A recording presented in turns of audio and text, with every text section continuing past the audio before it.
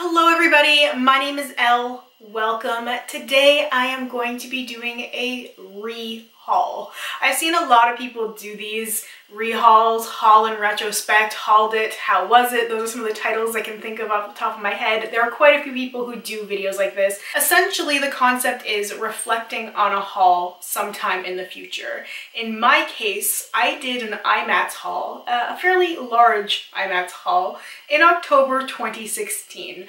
I had intended to do this in October of 2017 and then time got away from me, but this was on my list of things to do and I didn't want to wait for 2 full years. I thought a couple months late, oh well, it's over a year. So I have had quite a bit of time with these products and tools, so I feel pretty confident giving you guys my thoughts and reflections on these products. So IMATS rehaul, I've also included the few other things that I purchased outside of IMATS that were still makeup related.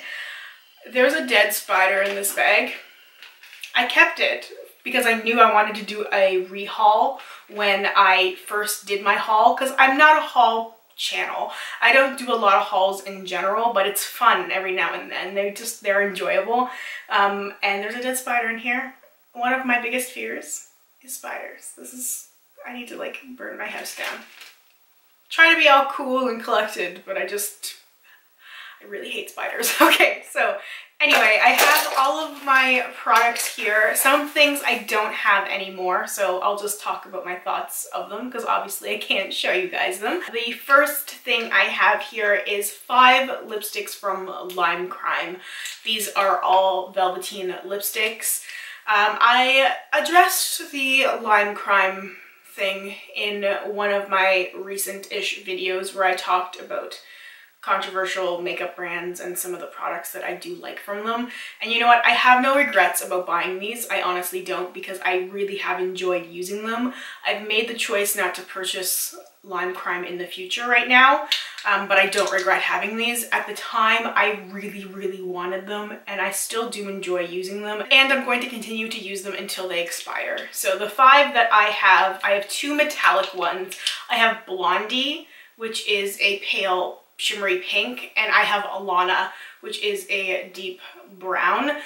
I of course love these, and I love the names. Of course I do. Lana Del Rey is one of my biggest influences in life, and Blondie, Debbie Harry, come on. The Lana color I get, the Blondie color not so much, but I like that it's light and it has this really pretty reflective sheen to it. I'm not gonna go through and swatch everything. I'm pretty sure in my original haul I did include swatches, but this color, I haven't found anything like it. And that's one of the reasons too why I'm hanging on to these products, is because in a lot of the cases they're unique and I don't have anything that's like them in my collection. They're not dupable. If I had dupes, I'd get rid of them. But I'm not in a position to be able to afford to replace those kind of products that I had once wanted. So I also have Bleached and Jinx. And then Cashmere, the infamous Cashmere Cool Toned lipstick. This is the one thing that I will end up missing from Lime Crime. You know, I really do enjoy Lime Crime products. I love Lime Crime's aesthetic. I just don't like how shitty of a business they are. So would I recommend those? Ultimately, no. At the time I purchased them, I really made a clear separation between the products and the brand. And I'm having a harder time doing that now. I'm having a hard time in general separating brands from products. Anyway, don't want to dwell on that too much. That's not what this is about. The next thing I have is from NARS, and I did pick this up at IMATS. This is one of the Audacious lipsticks. This is the shade Live. Very beautiful, deep purple shade. I got it 100% because of the name. One of my favorite people, again, much like Lana Del Rey, Liv Tyler. So I had to get this lipstick. I wanted this one and I wanted Vivian, which they did not have, because apparently Vivian is like very super exclusive, special, limited edition weirdness. It's available only at like certain stores that carry NARS. I don't know. The one who I was talking to who worked there didn't really seem to understand, but Vivian would have been named after Vivian Leigh, who's one of my favorite actresses as well. So I got this for the name. I've only used it a few times. Do not regret owning it though, because it was one of those things that I just felt like I needed to have. Next, I have a couple of things from Violet Voss. I bought 2 pairs of the same eyelashes, the Black Magic lashes. Those are long gone. I've used them so many times. I really love this style. They are very comfortable lashes and I thought they were really cool looking. I remember them being kind of a little bit spiky. I wish I could easily get those lashes again. It's just way too expensive to order from many places in the States. It just ends up being not worth it.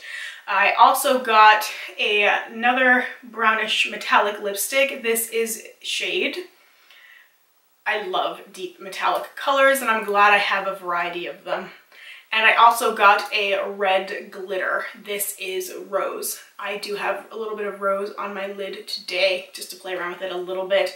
I don't use loose glitters very often, but I feel like they have a pretty long shelf life, so I'm not too concerned about it. I did also pick up a few lashes from Esqido, Lash Named Desire and BFF lashes. Loved them so much. Amazing. I spent $50 on 2 pairs of lashes and the Lash Glue. All of those things were fantastic, but it's way too expensive, again, to order those. It would cost me $50 Canadian to buy 1 pair of lashes. 1.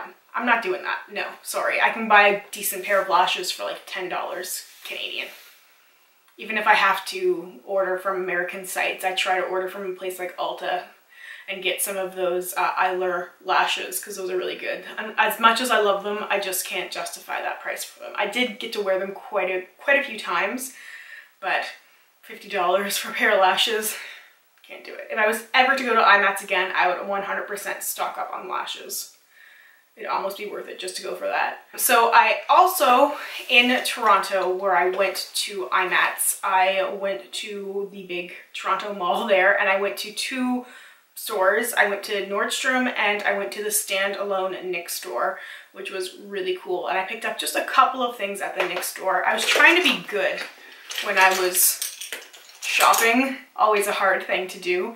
So I picked up a couple of single shadows from NYX and I haven't used them that much. Honestly, I don't really reach for single shadows, but I do have 2 greens here which I need to play with, and it's because of this that I was reminded of them because I don't even look at my Z palettes at all. I have the shade Fireball, Glass Slipper, and Jaded. So these are shadows I need to play with a little bit. I can't really speak on quality of them right now because I don't really use them that much. This is Glass Slipper, which has a really pretty reflect to it. I think this would be a really good inner corner shade. I've been swatching some of the greens that I have, trying to come up with different eye looks because I've been really inspired by green, but also very limited by what I have. So I'm going to play around with those a little bit. At the NYX store, I also picked up 2 lipsticks. I went a little lip crazy. I have one of the lip lingeries, which I really like. This is Teddy. And I picked up one of the Cosmic Metals lip creams. This is in, what is this? Speed of Light.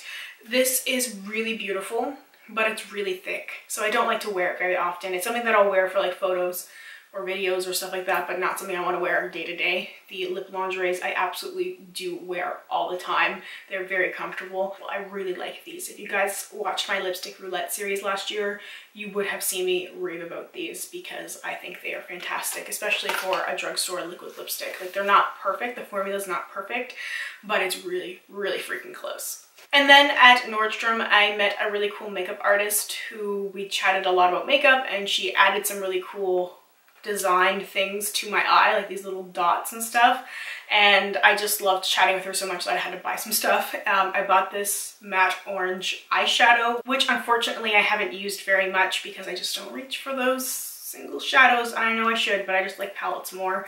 And I picked up these liquid eyeliners. I have a gold and a red.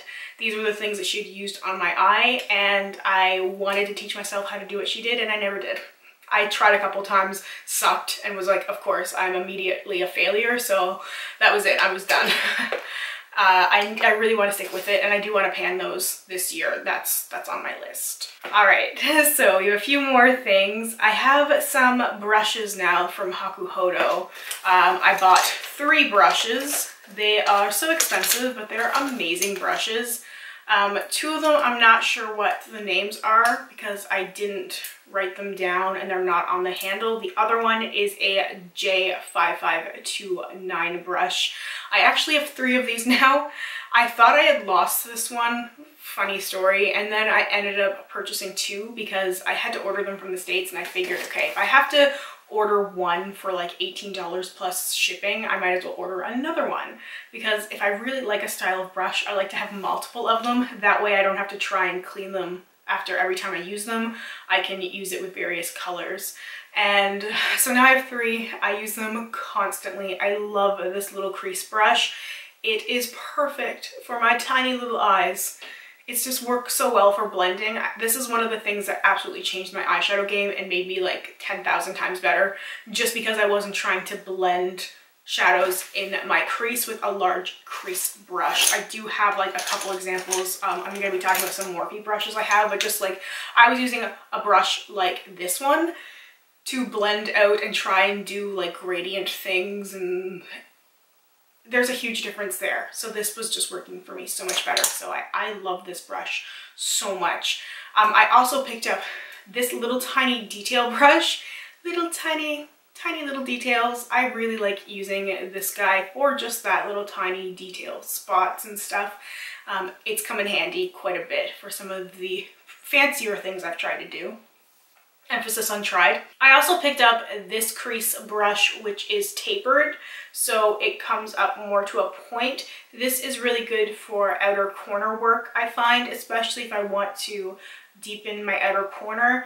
Instead of trying to place it with a couple of different brushes and trying to blend stuff out, I can kind of do it all in one, because it's not going to transfer the product too far. I really find brushes in general that are tapered, come up to that little point, work better for me in so many different parts of my face. I find I just get more control and I can just spend time blending, and these brushes all pick up product so well. So good. I wish it was easier to get Hakuhodo brushes here in Canada, because I'd buy so many more. If I was in the States, it would be terrible. I would be buying so much makeup. Okay, so next to Hakuhodo, I bought some Morphe stuff. Oh good lord, the Morphe lineup was nuts. I'm so glad I got the stuff that I did, but that was so much time spent. I bought a pair of lashes, which I liked. They were fine lashes, they were pretty cheap, but they looked nice. I got a translucent powder, which I still have.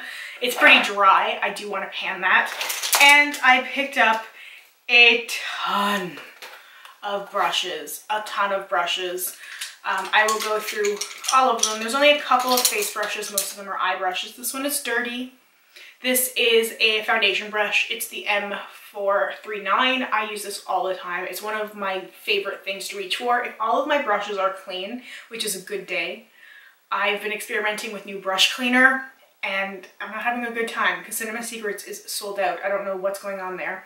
But this is the brush I always reach for when all my brushes are clean. I'm doing my foundation, this brush. I just love it. I love how thick and dense it is, but I love how easily it spreads product on my face. It's not scratchy, it's not itchy. Product just blends so well. I don't notice any patchiness or streaks or anything like that.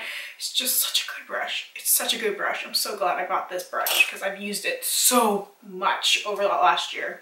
This brush I haven't used very much. This is the M459. So I got it. Now, quite honestly, quite a few of these brushes I bought because of Jaclyn Hill. Huge Jaclyn Hill fan, and I really trust her recommendations for a lot of things, actually, and a lot of the things I've been fairly impressed with, like that foundation brush. But this thing she used to carve out her contour, and I just don't do that. I tried actually contouring with this brush, and it just deposits too much product in one spot. When I choose to spend a ton of time on my base makeup, and I do go that extra mile, it does work really well, putting down like that translucent powder to carve out the contour and make it more pronounced, but I just don't do that often. I picked up 2 highlighter brushes, the M510 and the M501. The M510 is more of a natural highlighter brush. It's fluffier, It's looser, so product goes on nicely, but it's really more diffused. This is my favorite. This is one of my all-time favorite brushes, the M501. I use this for highlighter pretty much every single day. Always, always I'm using this brush. I am obsessed with this brush. This is one of my top 5 tools, definitely, definitely. I just love the way that it applies highlighter. I love the way that it's tapered.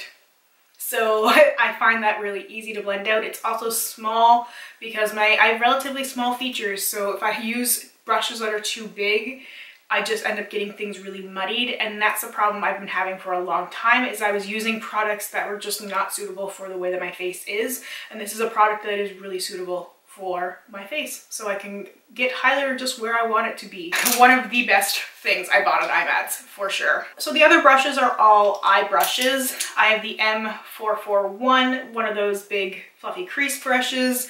I use this just for blending stuff out and being very, very soft and very gentle. I can't do anything precise with that because it's too big, but it works for blowing out colors, just like the E22.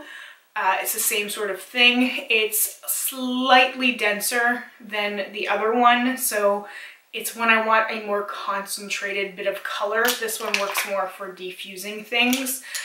I don't use either of them that often though, because I prefer my more precise brushes.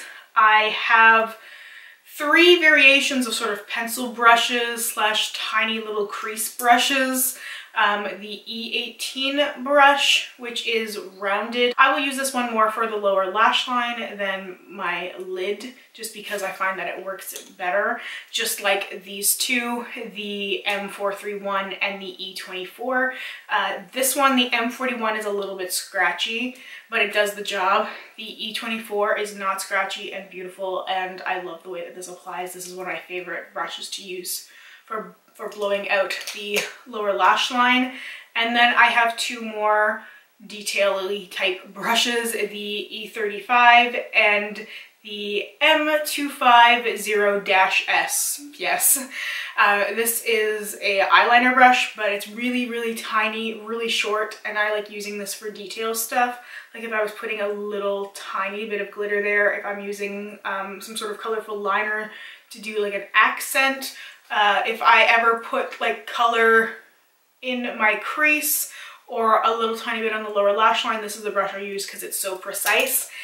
The E35 I use often if I try and do a cut crease because it's so tiny. It's a little tiny flat brush, and I find that I can really carve things out precisely, and it's easy instead of trying to use a brush that's too big. So I've got quite a few favorite things when it comes to those Morphe brushes that really ended up working for me, and I'm really glad I ended up buying them.